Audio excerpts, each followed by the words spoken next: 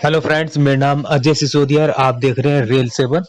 तो दोस्तों, आज हम इस वीडियो में देखने वाले हैं किस तरह से आप एसक्यूएलाइट 3 से डेटा लेकर आएंगे रेल्स में। तो रेल 7 का हम सीरीज देख रहे हैं। तो आज हमें देखना है किस तरह से हम डेटा एसक्यूएलाइट 3 में हम किस तरह से हम डेटा एंटर करेंगे और हम फैच करेंगे सारा डेटा, और हम कुछ कोड लिखेंगे कंट्रोलर में और एक मॉडल हम क्रिएट करेंगे। तो दोस्तों, मैं यहाँ सबसे पहले एक सर्वर स्टार्ट कर लेता हूँ, रेल्स सर्वर। ये तो आप जानते हैं सर्वर कैसे स्टार्ट होता है। तो मैंने लिखा रेल्स और सर्वर, तो ये सर्वर स्टार्ट हो गया। तो मैंने एक कमांड प्रॉम्प्ट और ओपन किया हुआ है, वो है मेरा, यहाँ मैं लिखूंगा, मान लीजिए आपको एसक्यूएलाइट में अगर काम करना है तो यहाँ पर आपको, मैं अभी उसी प्रोजेक्ट के अंदर हूँ जहाँ मैं माई रेल्स में। तो यहाँ पर आपको लिखना होगा रेल्स डीबी कंसोल। तो आपको यहाँ पर एक कंसोल यानी कि एक एसक्यूएलाइट शेल आपको मिल जाएगा यहाँ पर, और उसमें आप डेटाबेस क्रिएट कर सकते हैं, टेबल्स क्रिएट कर सकते हैं, डेटा एंटर कर सकते हैं और यहाँ से फैच भी कर सकते हैं। तो मैं इसको कॉपी पेस्ट करूंगा। ये पेज मेरा पहले से ओपन है, तो मैं यहाँ पर देख पा रहे हैं ब्राउजर पर, यहाँ पर मैं यूजर कंट्रोलर का जो इंडेक्स सेक्शन है वो कॉल हो रहा है। तो यहाँ पर देखिए, जैसे ही मैंने डीबी कंसोल लिखा, रेल्स डीबी कंसोल, तो यहाँ पर एक एसक्यूएलाइट शेल हमें मिल गया डेटा को डेटाबेस में डेटा एंटर करने के लिए। तो यहाँ पर सबसे पहले क्या करते हैं, एक टेबल क्रिएट कर लेते हैं यूजर्स नाम से, और हम यूजर्स नाम से ही डेटा फैच करेंगे और देखेंगे कि ये हमारा ठीक से डेटा फैच हो रहा है नहीं हो रहा है। तो मैं यहाँ पर कॉपी पेस्ट यानी कि मैंने पेस्ट किया। तो यहाँ पर अब मैं एंटर करने वाला हूँ। तो ये देखिए, यहाँ फील्ड के कुछ नाम दे दिए हमने, आईडी, नेम, ईमेल और क्रिएटेड और अपडेटेड, और प्राइमरी की हमने दे दी आईडी। और यहाँ पर मेरे जो टेबल वो क्रिएट हो चुकी है। तो इसको हम कैसे देखेंगे, तो मैं यहाँ लिखूंगा डॉट टेबल्स, और जैसे मैं एंटर करता हूँ तो आप देख पा रहे हैं यूजर्स नाम की मेरी एक टेबल जो है बन गई है। तो मैं सेलेक्ट कर लेता हूँ, select star from users, simple वही जैसे माइस्क्यूएल में आप करते आ रहे हैं काम। तो यहाँ पर अभी कोई डेटा नहीं है, तो मैं यहाँ पर डेटा एंटर कर लेता हूँ। तो जैसे ही मैंने डेटा एंटर किया, तो 5 रिकॉर्ड हम एंटर कर रहे हैं इसमें। तो 5 रिकॉर्ड मैं एंटर कर रहा हूँ और फिर देखेंगे इसमें सेलेक्ट करके ठीक से काम करने का। तो मैं लिखा, ये देखिए टेबल्स हमारी तैयार है यूजर्स नाम की, और यहाँ मैंने इंसर्ट में कर चुका हूँ। तो मैं सेलेक्ट करूंगा, सेलेक्ट स्टार फ्रॉम यूजर्स। तो जैसे मैं एंटर करूंगा तो ये जो रिकॉर्ड्स होंगे, 5 रिकॉर्ड आप देख पाएंगे, और यहाँ आप देख पा रहे हैं। तो बस यही हमें फैच करना है रेल 7 के अंदर। तो हमें देखना है कि किस तरह से हम डेटा को फैच करेंगे और मॉडल हम कैसे क्रिएट करेंगे। तो दोस्तों, मॉडल जो है आपको बनाना बहुत जरूरी है। तो देखिए, मैं यहाँ पर इसको रिफ्रेश कर लेता हूँ, एक एंटर किया तो रिफ्रेश हो गया। बाकी हमारे दोनों काम कंप्लीट हो गए, और एक ये टेबल का। तो अब आइए नीचे चलते हैं। तो हम यहाँ एक कंट्रोलर क्रिएट कर लेते हैं। कंट्रोलर मेरा पहले से क्रिएट है और मॉडल मैंने क्रिएट किया हुआ। तो हम एक कोड इसमें देख लेते हैं हमें क्या डालना होगा। तो मैं यहाँ चलता हूँ एप्लीकेशन में। यहाँ देखिए डीबी के अंदर अगर आप देखेंगे डेटाबेस के अंदर कुछ फाइल्स हैं। अभी हमें इस पर ध्यान नहीं देना है, सिर्फ मुझे जाना है ऐप फोल्डर के अंदर। मेरे पास यहाँ कंट्रोलर और मॉडल्स और व्यू 3 फोल्डर में काम चलेगा। यहाँ पर मैं चलाता हूँ यूजर्स कंट्रोलर के अंदर, और इंडेक्स फंक्शन के अंदर मैं इसको कॉपी पेस्ट कर लेता हूँ।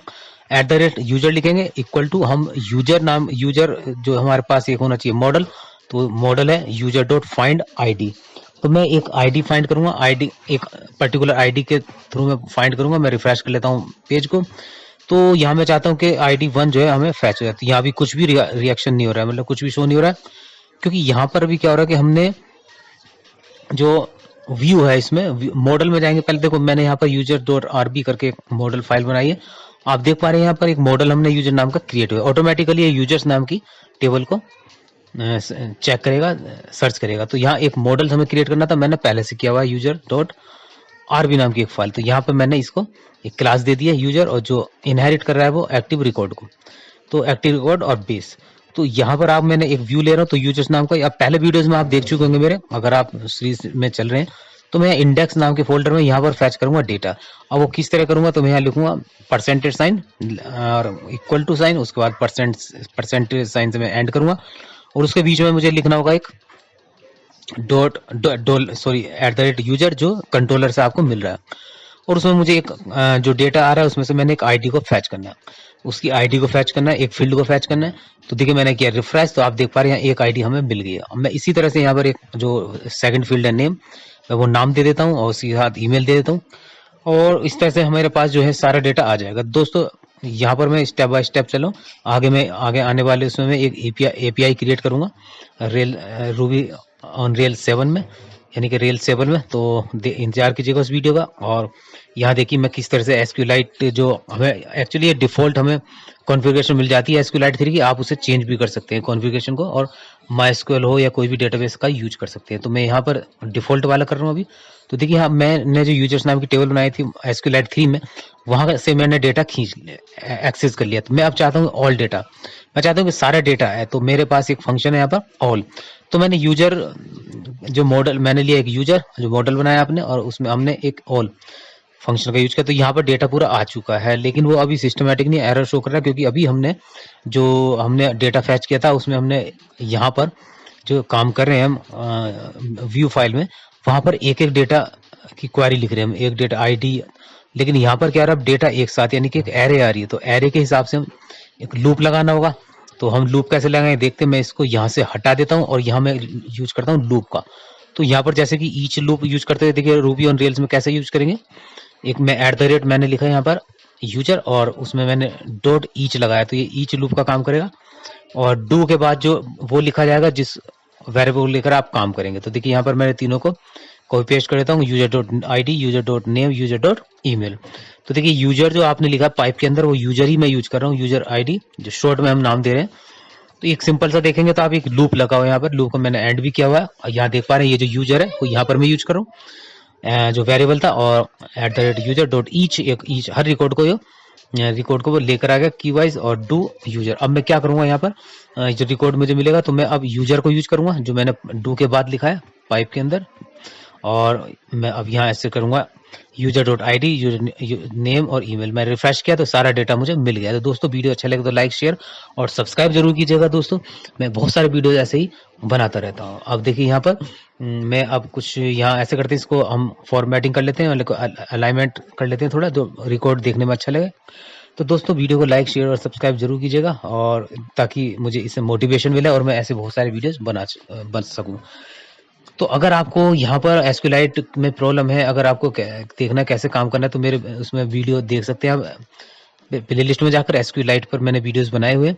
तो दोस्तों देखिए ये पूरा डेटा यहाँ पर आ गया। तो ये सिंपल इतना से वीडियो मेरे पास था, आज बनाना था कि मेरा डेटा को हम कैसे फैच करेंगे। और जो डिफॉल्ट एसक्यूलाइट यहाँ पर कॉन्फ़िगरेशन हो रखा है रेल 7 में, हमने उसी का यूज करके यहाँ डेटाबेस से डेटा रिकॉर्ड को लेकर आए हैं।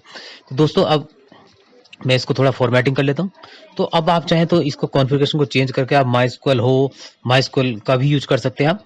तो दोस्तों यहाँ बात ये आती थी कि अब आने वाले वीडियोज़ में मैं इस पे एपीआई भी क्रिएट करेंगे, जिसमें हम क्रेड भी बनाएंगे, क्रूड वगैरह भी हम इसमें बनाएंगे आगे वीडियोस पर।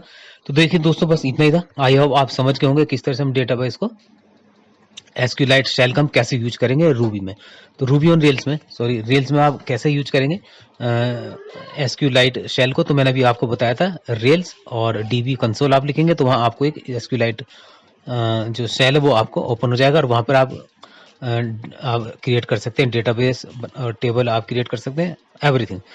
तो दोस्तों मैं यही चाहता हूँ कि अगर आप थोड़ा सपोर्ट करें, और सपोर्ट करेंगे तो हमारा मनोबल बढ़ेगा। तो मैं आपको दिखाता हूँ मैंने क्या चेंजेस किया डिफाइंड कांस्टेंट में। यहाँ पर यूजर जो था, यूजर को मैंने हटा के दिखाया आपकी क्लास को। तो मैं चाहता हूँ कि अब देखिए ये इस तरह से एरर आएगी, और अगर मैं चाहता हूँ मैं इसको डिलीट कर देता हूँ। चलिए मैं इसको डिलीट करके दिखाता हूँ आपको दोस्तों। यहाँ पर मैंने यूजर.rb फाइल को यूजर मॉडल को मैंने डिलीट कर दिया। मैंने रिफ्रेश किया तो अब देखिए एरर क्या दिखा रहा है, अनइनिशियलाइज्ड कांस्टेंट यूजर कंट्रोलर यूजर।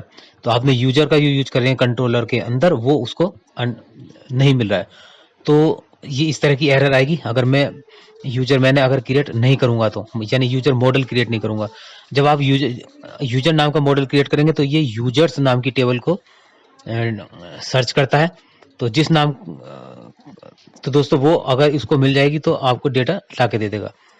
तो बाकी हम नेक्स्ट वीडियो में देखेंगे। तो मैंने रिफ्रेश कर लेता हूँ दोस्तों। तो आपने मैं thank you very much, have a